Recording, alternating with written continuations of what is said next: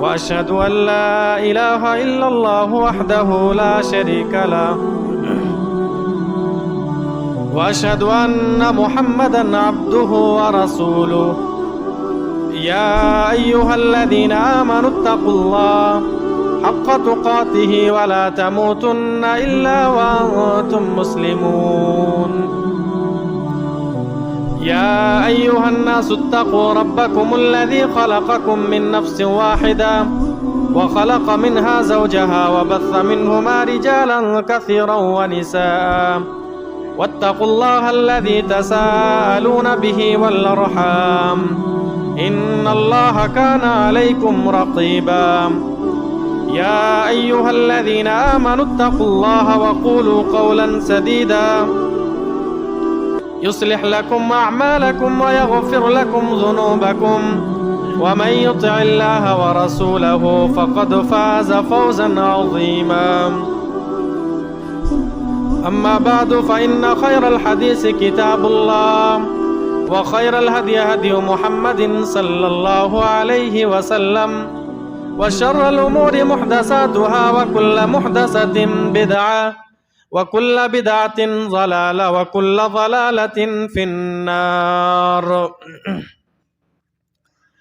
فقد قال الله تبارك وتعالى في القرآن المجيد والفرقانه الحميد أعوذ بالله من الشيطان الرجيم بسم الله الرحمن الرحيم كل نفس ذائقة الموت وإنما توفون أجوركم يوم القيامة رب اشرح لي صدري ويسر لي أمري واحلل عقدة من لساني يفقه قولي رب زدني علما اللهم رب زدني علما اللهم صل على محمد وعلى آل محمد كما صليت على إبراهيم وعلى آل إبراهيم إنك حميد مجيد اللهم بارك على محمد وعلى آل محمد كما باركت على إبراهيم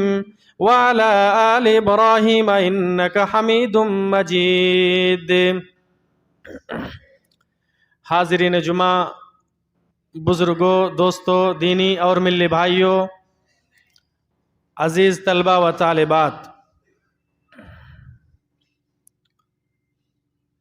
دنیا کا مشاہدہ اور شاہد ہے، اسی طریقے سے ہر ایک شخص کا تجربہ ہوگا کہ ہر انسان کامیاب ہونا چاہتا ہے۔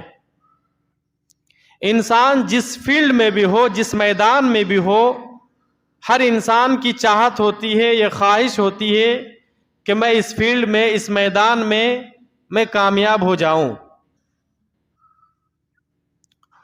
دنیا کے اندر سب سے زیادہ ہوشیار اور پاکیزہ اور مقدس جماعت اگر کوئی گزری ہے تو وہ صحابہ اکرام ہے۔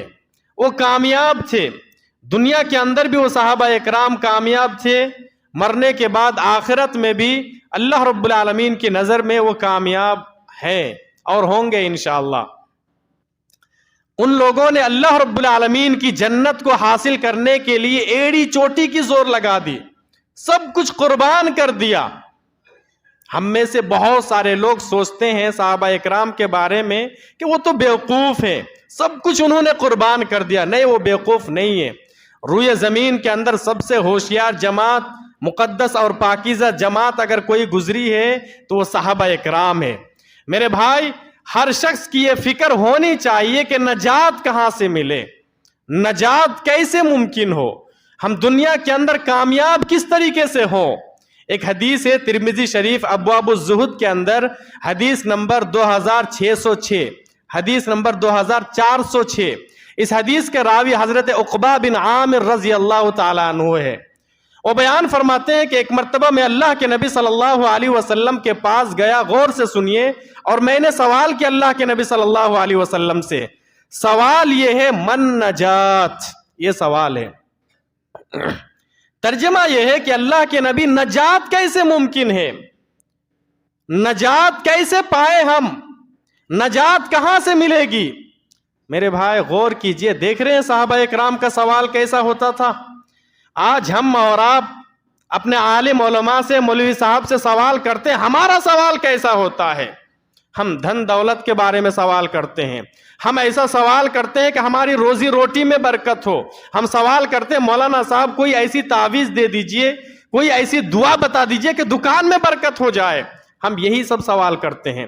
کچھ لوگ ہیں دنیا کے اندر جو سوال کریں گے عالم کو ٹیسٹ کرنے کے لیے، عالم کو جانچنے کے لیے، پرکھنے کے لیے، ذرا دیکھتے ہیں کیسا جواب ملتا ہے، دیکھتے ہیں یہ کیا جواب دیتے ہیں۔ ہمیں تو پہلے سے معلوم ہے اس سوال کا جواب، لیکن پھر بھی وہ سوال کریں گے جانچنے کے لیے، پرکھنے کے لیے، دیکھتے ہیں کہ اس مولوی صاحب کا علمی معیار کیا ہے، اس طریقے سے سوال کیا جاتا ہے۔ کچھ لوگ ہیں دنیا کے اندر جو سوال کرتے ہیں عمل کرنے کے لیے، میں سوال کرتا ہوں تاکہ ہمیں علم ہو جائے، ہم اس کے اوپر عمل کریں گے، ایسے لوگ بھی ہیں دنیا کے اندر، ایسے لوگ بھی ہیں جو سوال کرتے ہیں علم کی وجہ سے، ہم سوال کر رہے ہیں تاکہ ہماری معلومات میں اضافہ ہو، ایسے لوگ بھی ہیں۔ صحابہ اکرام کا سوال دیکھیے، من نجات، اللہ کے نبی نجات کیسے ممکن ہے، نجات کہاں ملے گی؟ کچھ اعمال بتائیں کہ ہم وہ کام کریں کہ ہمیں نجات مل جائے، یہ صحابہ اکرام کا سوال ہوتا تھا۔ اب دماغ لگائیے، اندازہ لگائیے کہ صحابہ اکرام کے ذہن میں کیا چل رہا تھا۔ قدم قدم پر یہی سوچ، دل و دماغ میں یہی بات ہے کہ ہم اللہ رب العالمین کی جنت کو کیسے حاصل کریں۔ اللہ رب العالمین نے جو نافرمان بندوں کے لیے جہنم تیار کر رکھا ہے، اس جہنم سے ہم سب کو نجات کیسے ملے، قدم قدم پر یہی سوچتے تھے صحابہ اکرام، اور ایسے ہی سوال کرتے تھے اللہ کے نبی صلی اللہ علیہ وسلم سے۔ بخاری شریف کے اندر ایک اور حدیث ہے، ایک اور صحابی کے سوال کے اوپر آپ غور کیجئے۔ ایک شخص پیارے نبی صلی اللہ علیہ وسلم کے پاس آیا، کہا کہ دلنی علی عمل اذا عملتہ دخلت الجنہ۔ یہ صحابہ اکرام کا سوال ہے، ایک صحابی کا سوال ہے۔ کہا کہ اللہ کے نبی ہمیں کچھ ایسے اعمال بتلائیں، ایسا اعمال بتائیں کہ اگر میں اس اعمال کو کروں، وہ کام کروں، دخلت الجنہ، اس کے بدلے میں اللہ رب العالمین ہمیں جنت دے دے۔ اللہ سمجھ، ایمانداری کے ساتھ بتائیے، یہاں اتنے سارے لوگ موجود ہیں، کون سا ایسا شخص ہے کہ کسی عالم صاحب سے ایسا سوال کیا ہو کہ مولانا صاحب ایسا عمل بتائے کہ ہم عمل کریں، اس کے بدولت اللہ رب العالمین ہمیں جنت میں دے دے؟ صحابہ اکرام کا یہ سوال ہوتا تھا، اللہ کے نبی ایسا اعمال بتلائیے، کوئی چیز بتائیے کہ میں کروں اور جنت میں داخل ہو جاؤں، جہنم سے اللہ رب العالمین بچا لے۔ پیارے نبی صلی اللہ علیہ وسلم نے کہا، غور سے سنیے، یہ صحابی کا سوال ہے، پیارے نبی صلی اللہ علیہ وسلم کا جواب ہے، ہم لوگ سنیں گے، انشاءاللہ اگر وہ کام ہم لوگ کریں گے تو انشاءاللہ ہم لوگ بھی جنت میں جا سکتے ہیں انشاءاللہ۔ پیارے نبی صلی اللہ علیہ وسلم نے جواب دیا، تعبد اللہ لا تشرک بہ شیئا۔ پہلی بات پیارے نبی نے کہا، دیکھو اللہ رب العالمین کی عبادت کرو، اللہ کے ساتھ کسی اور کو شریک مت کرو۔ میرے بھائی یاد رکھیے، دنیا کے اندر سب سے بڑا پاپ اور سب سے بڑا گناہ اگر کوئی ہے تو وہ اللہ کے ساتھ کسی کو شرک کرنا ہے۔ یاد رکھیے، ہم اعمال کچھ بھی کریں، اگرچہ تھوڑا کریں، لیکن زندگی میں کبھی بھی شرک کو مت آنے دیجیے، زندگی میں کبھی بھی اللہ رب العالمین کے ساتھ کسی اور کو شریک مت کیجیے۔ دینے والا وہی، نوازنے والا وہی، لینے والا وہی، بیمار کرنے والا بھی وہی، شفا دینے والا بھی وہی، بیماری دینے والا بھی وہی، شفا دینے والا بھی وہی۔ اللہ رب العالمین کے اوپر توکل ہونا چاہیے۔ آج دیکھیے اہل حدیث ہے لیکن اللہ رب العالمین کے اوپر سے بھروسہ ختم ہو گیا، توکل ختم ہو گیا۔ کس کے اوپر بھروسہ آ گیا معلوم ہے؟ ایک دھاگے کے اوپر، ایک تعویذ کے اوپر، کوئی جڑی بوٹی کے اوپر۔ اگر یہ ہم اپنے جسم میں لٹکا لیں تو پھر ہمیں شفا مل جائے گا۔ بھروسہ اللہ رب العالمین کے اوپر سے ختم ہو گیا۔ دکان میں وہ قرآن پڑھنے کے لیے تیار نہیں ہے، دکان میں وہ کبھی نماز پڑھنے کے لیے تیار نہیں ہے، لیکن کسی نے کہا کہ جاؤ یہ آیت الکرسی لے کر جاؤ، یہ دعائیں لے کر جاؤ اور دیوار کے اوپر لٹکا دو، یہ کرنے کے لیے تیار ہے، دکان میں برکت ہوگی۔ نہیں میرے بھائی، دینے والا وہی ہے، رزق کو کشادہ کرنے والا اور تنگی کرنے والا اللہ رب العالمین کی ذات ہے۔ اللہ کے اوپر بھروسہ ہونا چاہیے۔ من تعلق تمیمۃ فقد اشرک، یہ پیارے نبی صلی اللہ علیہ وسلم کی حدیث ہے کہ کوئی بندہ کوئی بھی چیز لٹکائے، تعویذ لٹکائے، دھاگا لٹکائے، مٹکا لٹکائے، تار لٹکائے، کوئی بھی چیز اگر کوئی لٹکاتا ہے اپنے جسم کے اندر، کہیں بھی لٹکائے، گھروں کے اندر لٹکائے، دکان کے اندر لٹکائے، پیارے نبی صلی اللہ علیہ وسلم کا جملہ یاد رکھیے، پیارے نبی نے کہا فقد اشرک، اس نے شرک کیا۔ صحابی رسول نے سوال کیا کہ اللہ کے نبی ایسا عمل بتائیں میں جنت میں چلا جاؤں کر کے۔ پیارے نبی نے سب سے پہلی بات کی کہ اللہ رب العالمین کی عبادت کرو، اس کے ساتھ کسی کو شریک مت کرو۔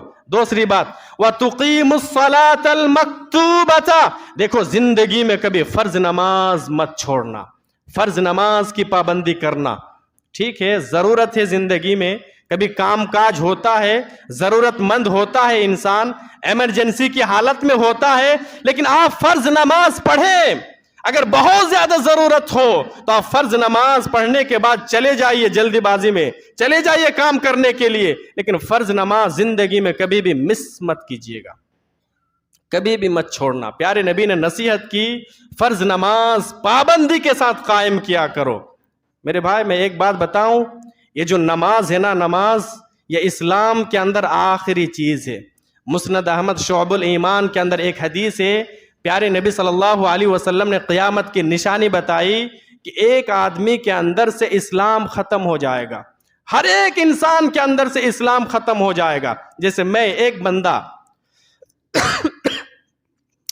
میرے اندر بہت ساری خوبیاں ہیں، بہت سارے نیک اعمال ہو سکتے ہیں، قیامت سے پہلے ایک ایک کر کے اللہ رب العالمین نکال لے گا، اور سب سے پہلے کون سی چیز نکلے گی معلوم ہے انسان کے اندر سے؟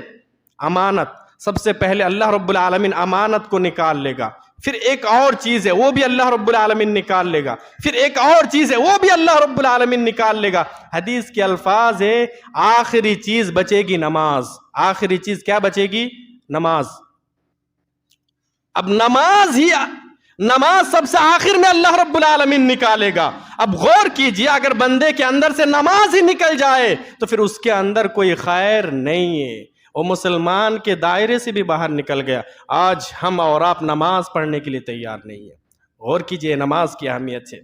نماز یہ آخری چیز ہے میرے بھائی۔ اب نماز ہی نہیں ہے، آپ اللہ رب العالمین کے سامنے جھکنے کے لیے، اپنے سر کو جھکانے کے لیے تیار نہیں ہے، تو ہے کیا آپ کے پاس؟ اور کیا ثبوت ہے مسلمان ہونے کے لیے؟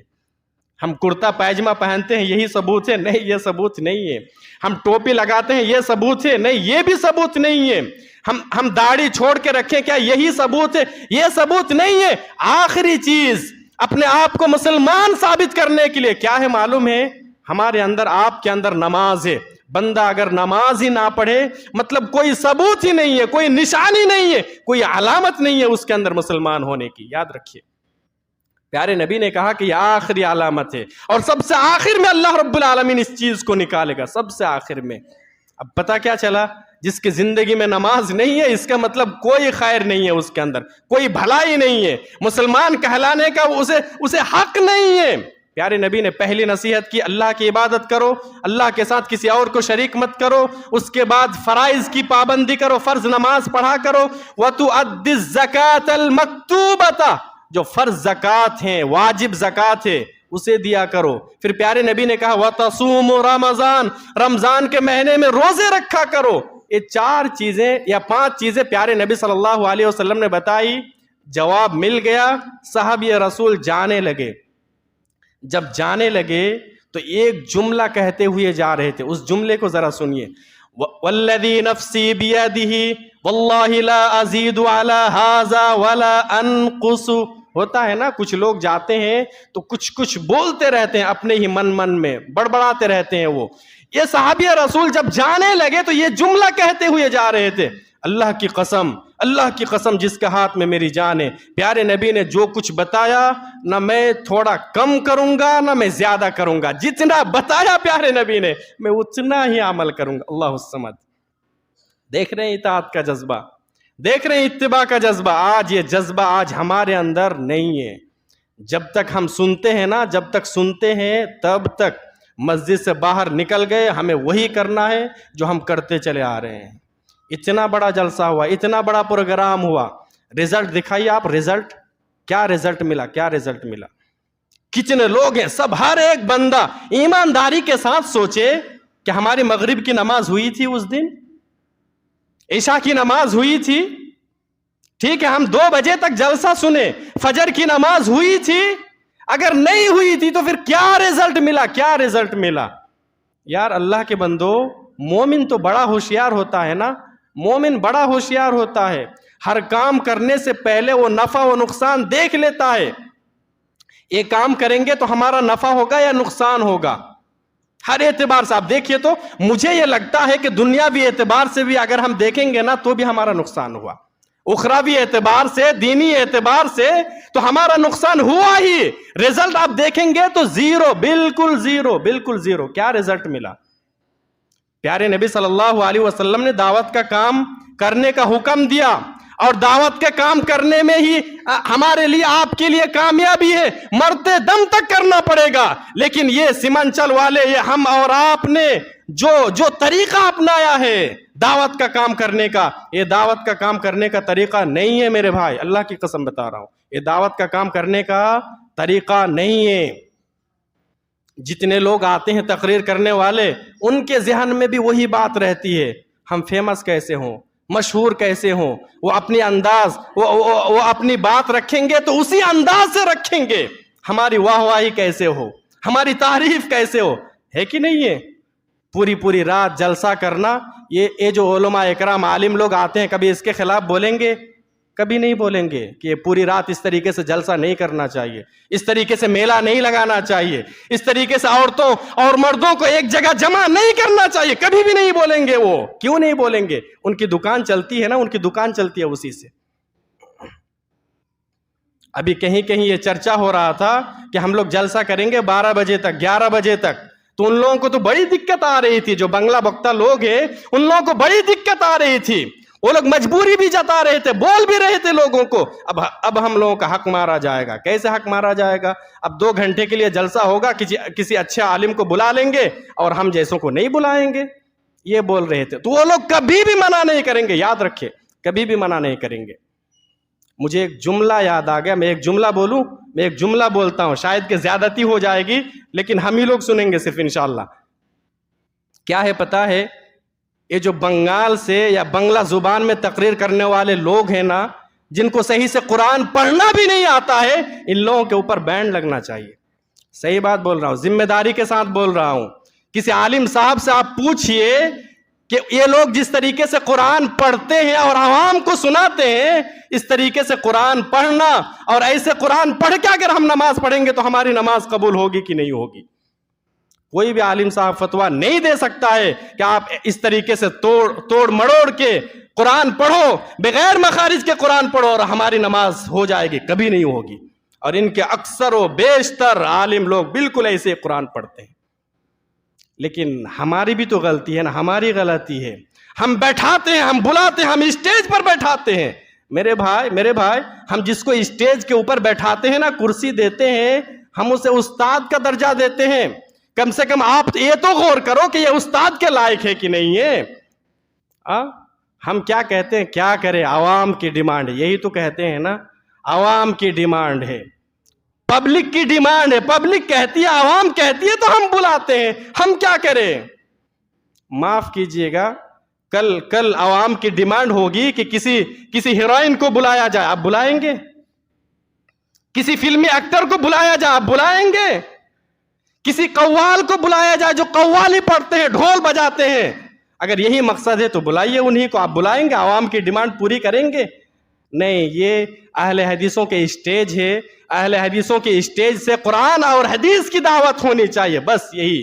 اور انداز دیکھیے, آج نا دعوت کا کام ہو رہا ہے, بہت زیادہ دعوت کا کام ہو رہا ہے, لیکن رزلٹ نکل رہا ہے کہ اچھا خاصا رزلٹ نکل رہا ہے؟ نہیں, رزلٹ نہیں مل رہا ہے ہمیں اور آپ کو. لوگ ہدایت پر نہیں آ رہا ہے. کیوں نہیں آ رہے معلوم ہے؟ لوگوں کو ہدایت کیوں نہیں مل رہی پتا ہے؟ اس لیے دعوت کا کام تو ہم کر رہے ہیں, لیکن دعوت کا کام کرنے کا جو نبوی طریقہ ہے, اللہ کے نبی صلی اللہ علیہ وسلم کا جو طریقہ ہے, اس طریقے پہ ہم دعوت کا کام نہیں کر رہے ہیں. جلسہ کرنے والے بھی وہی, کرنے والے بھی وہی, کرانے والے بھی وہی.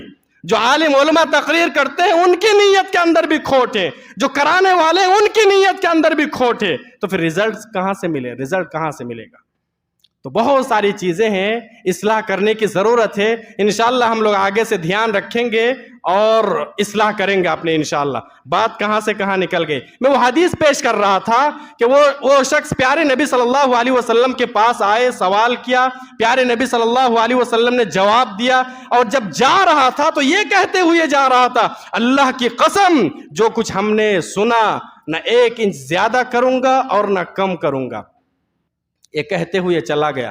اب صحابی ہے نا, پیارے نبی صلی اللہ علیہ وسلم کو پتا تھا صحابہ اکرام ایک مرتبہ ٹھان لیتے, زبان سے بول دیتے, اسے پورا کریں گے, ایڑی چوٹی کا زور لگا دیں گے. اب پیارے نبی نے اس شخص کے تعلق سے ایک جملہ کہا, وہ جملہ میں آپ کو سناتا ہوں. پیارے نبی نے کہا, من سرہ ان ينظر الى رجل من اہل الجنہ فلینظر الى ھذا. پیارے نبی نے کہا کہ دیکھو, اگر تم لوگ دنیا کے اندر کسی جنتی آدمی کو دیکھنا چاہتے ہو تو اس آدمی کی طرف دیکھو, جنتی آدمی جا رہا. اللہ سمجھ.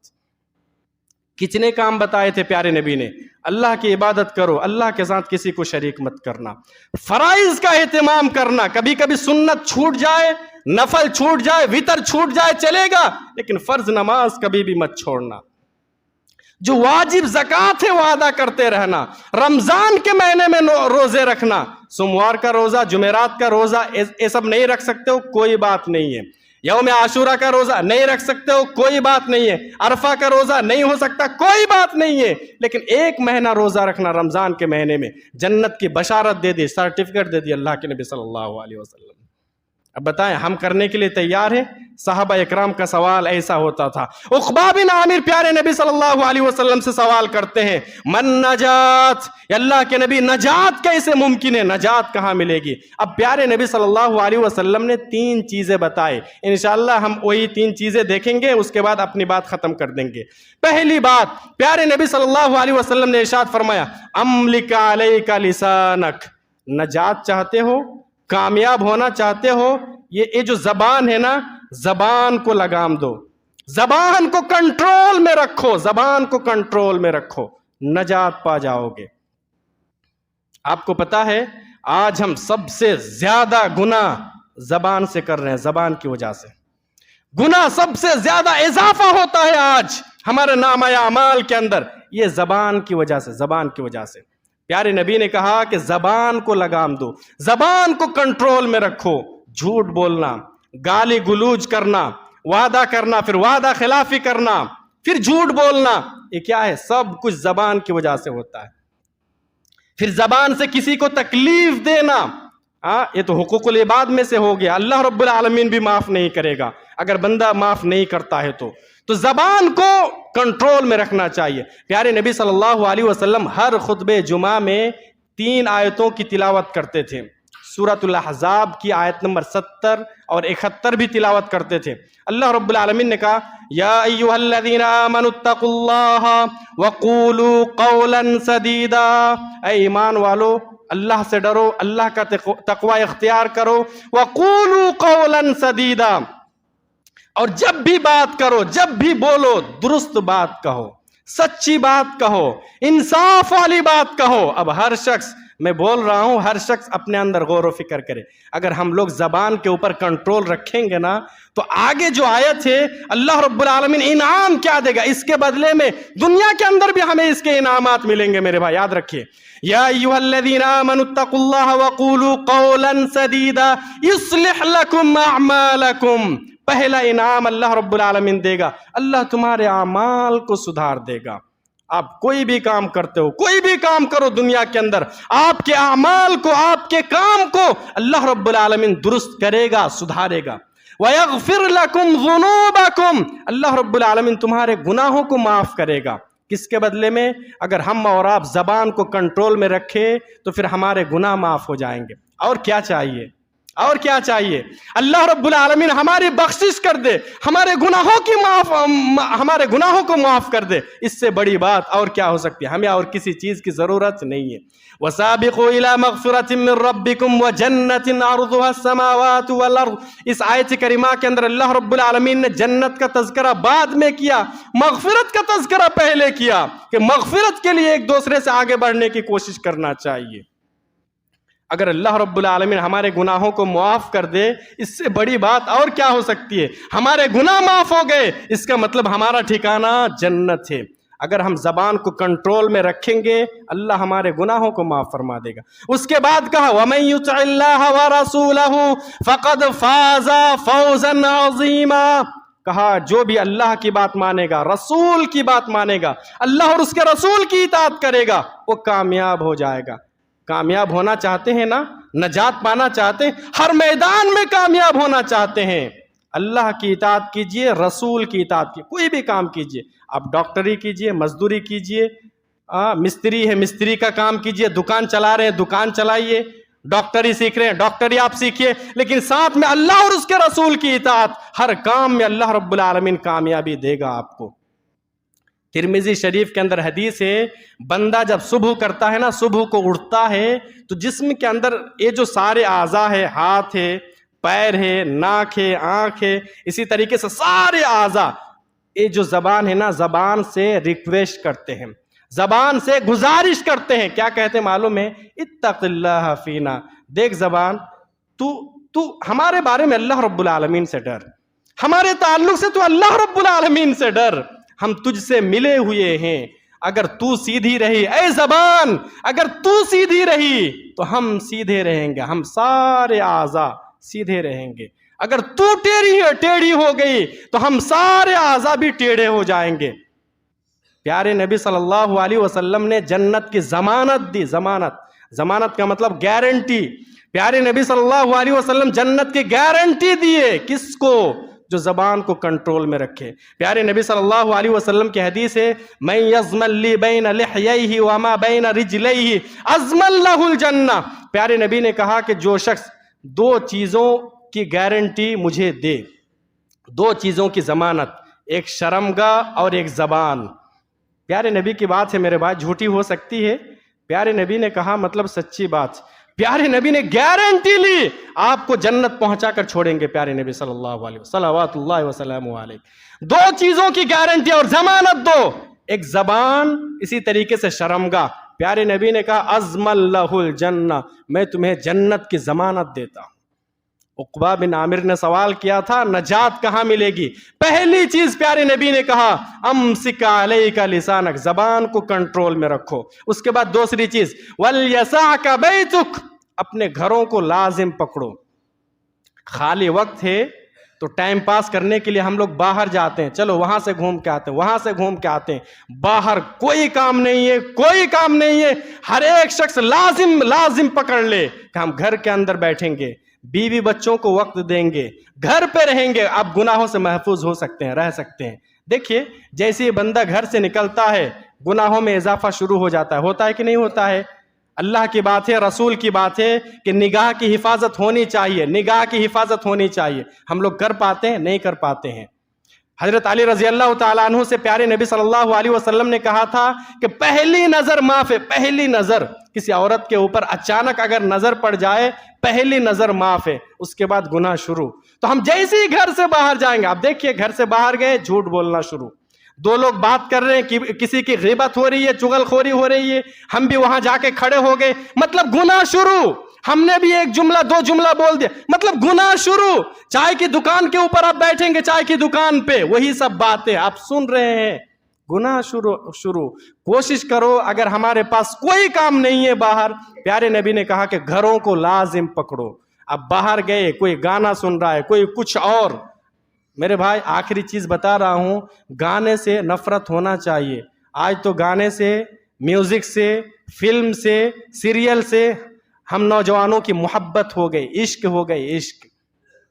ہم اس نبی کی امتی ہے، نفرت کس قدر کرتے تھے معلوم ہے؟ پیارے نبی صلی اللہ علیہ وسلم، ابو داؤد کتاب الادب کی حدیث ہے، پیارے نبی راستے سے جا رہے، میوزک کی آواز آئی، گانے کی، میوزک کی آواز آئے، نوجوانوں غور سے سنو، پیارے نبی یہ دونوں انگلیاں کان میں ڈال لیتے ہیں، بہت دور چلے جاتے ہیں۔